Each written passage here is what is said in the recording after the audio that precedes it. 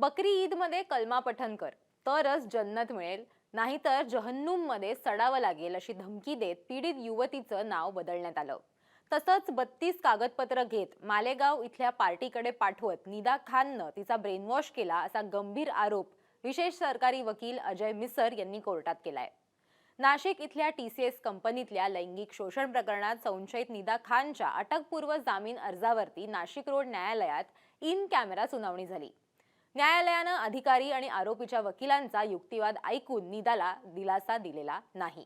आता कोर्टात नेमकं काय काय झालं, कशा पद्धतीनं युक्तिवाद करण्यात आला आणि वकिलांनी नेमकं काय काय सांगितलेलं आहे, कुठले नवीन खुलासे झालेले आहेत, ते आपण या व्हिडिओतनं समजून घेणार आहोत. नमस्कार, मी देवयानी आणि तुम्ही बघताय मुंबई तक. आता नाशिक प्रकरणात म्हणजे नाशिकच्या TCS प्रकरणात जी सुनावणी झालेली आहे, जी इन कॅमेरा सुनावणी होती, त्याच्यामध्ये अतिशय इंटरेस्टिंग असा युक्तिवाद झालेला आहे आणि तो आता समोरही आलाय. नाशिक प्रकरणात अनेक त्याच्यामध्ये लेयर्स होत्या. त्याच्यामध्ये धर्मांतराचं प्रकरण होतं, लैंगिक शोषणाचं प्रकरण होतं आणि आता महिलांना बाहेर म्हणजे परदेशात पाठवलं जाणार होतं, असं एक इंटरनॅशनल रॅकेट होतं, असे सुद्धा आरोप आता या सगळ्या प्रकरणात केले जात आहेत. आणि या सगळ्याला धरूनच कोर्टामध्ये युक्तिवाद जो आहे तो करण्यात आलेला आहे. कोर्टात नेमकं काय काय झालेलं होतं, निदा खान जी तिथे एक प्रोसेसिंग असोसिएट म्हणून काम करत होती, जिला HR मॅनेजर सुद्धा म्हटलं गेलंय, ती नेमकं तिचा या सगळ्यामध्ये रोल काय होता आणि तिलाच एक अटकपूर्व जामीन जो आहे त्याच्यासाठी एक अर्ज जो आहे तो करण्यात आलेला होता. पण त्याच्यावरची ही सुनावणी होती, पण तिला कुठलाही दिलासा सध्या देण्यात आलेला नाहीये आणि ही मागणी जी आहे ती मान्य करण्यात आलेली नाहीये. पण ती का मान्य करण्यात आलेली नाहीये ते आपल्याला युक्तिवादातनं स्पष्ट होतं. आता विशेष सरकारी वकील जे आहेत अजय मिसर यांनी युक्तिवाद करताना काय म्हटलंय बघा. ते असं म्हणतात की या प्रकरणात धार्मिक दहशतीचा वापर करण्यात आलाय.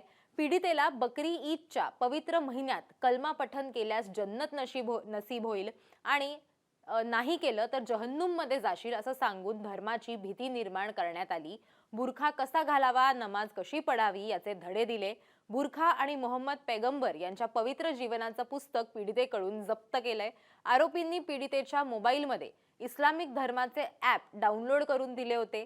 धर्माची शिकवण देणाऱ्या YouTube लिंक्स, रील्स वारंवार पाठवल्या जात होत्या. यातील मध्यस्थ कोण होती तर निदाला कुणी आश्रय दिला याचा तपास करण्यासाठी आरोपीची अटक व पोलीस कोठडी गरजेची असल्यामुळे हा अटकपूर्व जामीन मंजूर करू नये असं सरकारी जे विशेष सरकारी वकील आहेत त्यांच्याकडनं सांगण्यात आलं. ते नक्की काय म्हणालेत बघा. इनके घर पे जाके ट्रेनिंग दिया गया, इसमें बुरखा दिया गया, कुछ बुक्स दिए गए जो पंचनामे के साथ बरामद हुए हैं.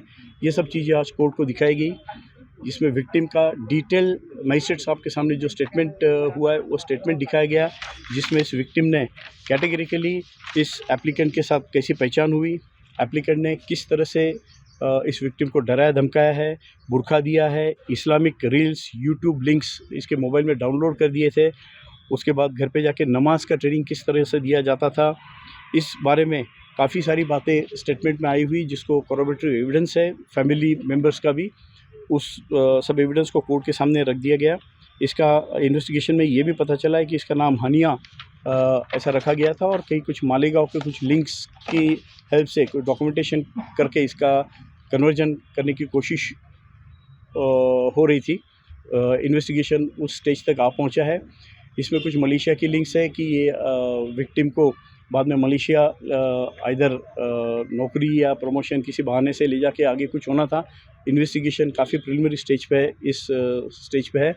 आज अदालत ने दोनों साइड की दलीलें सुन ली हैं और 2 मई 2026 ऑर्डर के लिए मैटर को पोस्ट किया गया है. आता याच्यावरती निदा खानचे जे वकील आहेत त्यांनी सुद्धा त्यांची बाजू जी आहे ती मांडलेली आहे. राहुल कासलीवाल असे हे तिच्या वकिलांचं नाव आहे आणि त्यांनी युक्तिवादात काय म्हटलेलं आहे तर ते असं म्हणालेत की निदा खान आणि पीडिता मैत्रिणी आहेत, त्यांचे एकमेकांच्या घरी त्यांचं येणं जाणं आहे. धर्मांतरासाठी चा जो दावा आहे त्याचा कुठलाही याच्यामध्ये संबंध नाहीये. निदा गरोदर आहे, तिला या प्रकरणात नाहक गोवण्यात आलेलं आहे असं त्यांच्याकडनं म्हणण्यात आलेलं आहे.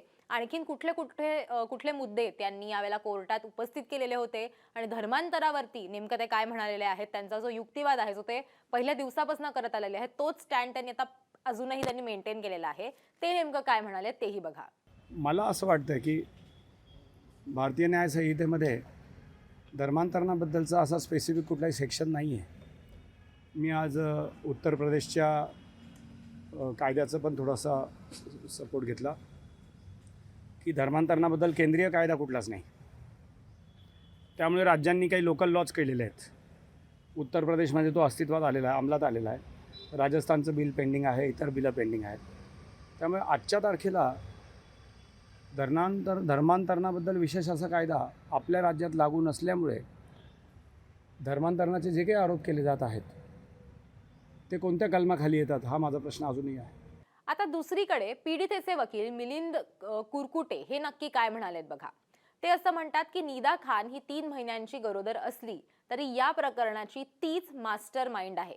धर्मांतराचा पाया हा तिने रचला असून तिची भूमिका ही याच्यामध्ये मुख्य आहे. त्यामुळे तपासाच्या हितासाठी तिला जामीन देऊ नये. आता याच्यामध्ये आणखीन एक जे मी सुरुवातीला ज्याचा मी उल्लेख केलेला होता, आता ही जी सुनावणी आहे ती आता परत 2 मेला होण्याची शक्यता आहे. 2 मेला ही सुनावणी पार पडल्यानंतर अटकपूर्व जामिनावरती काय म्हटलं जातं ते स्पष्ट होणार आहे. आता या प्रकरणातली जी सुनावणी आहे, जी अटकपूर्व जामिनावरची जी सुनावणी आहे ती 2 मेला पार पडणार आहे. 2 मेला ही सुनावणी झाली की मग निदा खान हिला दिलासा दिला जातो की नाही याची स्पष्टता येण्याची शक्यता आहे असं सध्या म्हटलं जात आहे. पण या सगळ्यामध्ये जे मी सुरुवातीला म्हणाले की पीडितेला मलेशियात पाठवण्याचा कट जो आहे तो रचला होता, तो कसा रचला होता किंवा तो नेमका काय आरोप आहे ते आपण बघणार आहोत. सुरुवातीला जे मी मेन्शन केलं की एक इंटरनॅशनल रॅकेट सुद्धा इथे कुठेतरी तयार केला जायचा प्रयत्न केला जात होता का, किंवा महिलांना पीडित आहेत त्यांना कुठेतरी वेगळ्या देशात पाठवण्याचा कट जो आहे तो रचला जात होता का, ते काय नेमके आरोप आहेत तेही आपण बघणार आहोत. TCS कंपनी प्रकरणातील मुख्य आरोपी जो होता दानिश शेख याने एका पीडितेला नोकरीचं आमिष दिलं, तिच्यासोबत संबंध ठेवले, पीडितेचं आधार कार्ड सह सर्व शैक्षणिक कागदपत्र, बँकेचं पासबुक, ATM, डेबिट आणि क्रेडिट कार्ड स्वतःकडे ठेवत आर्थिक व्यवहार केले. पीडितेचं नाव बदलून हानिया असे नाव तिचं जे आहे ते नोंदवण्यासाठी मालेगावच्या पार्टीकडे कागदपत्र दिली.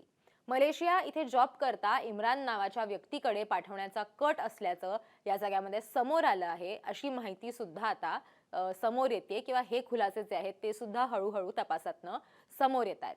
पण हे खरंच केलं जात होतं का, किंवा खरंच अशा पद्धतीनं त्या महिलेनं, त्या पीडितेनं तिचे जे डॉक्युमेंट्स आहेत ते खरंच दानिश शेखनी घेतलेले होते का, त्याच्याकडे या सगळ्यामध्ये त्यांनी तिच्याबरोबर अनैतिक पद्धतीने संबंध ठेवलेले होते, त्याचं लग्न झालेलं होतं, त्याला मुलं होती, हे त्यांनी त्या महिलेला म्हणजे पीडितेला सांगितलेलं नव्हतं.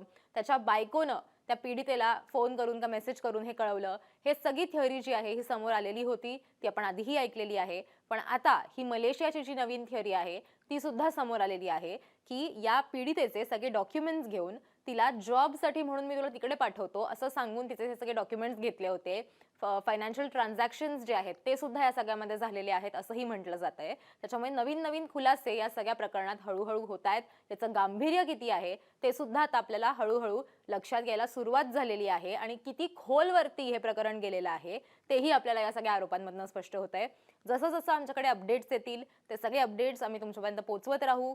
कोर्टात नेमकं काय घडलेलं आहे, कसा युक्तिवाद झालेला आहे, नक्की काय निर्णय या सगळ्यामध्ये घेण्यात येणार आहेत ते सगळं आम्ही तुमच्यापर्यंत पोहोचवत राहणार आहोत. आणि हेच व्हिडिओज बघण्यासाठी मुंबई तकला सबस्क्राईब करायला विसरू नका.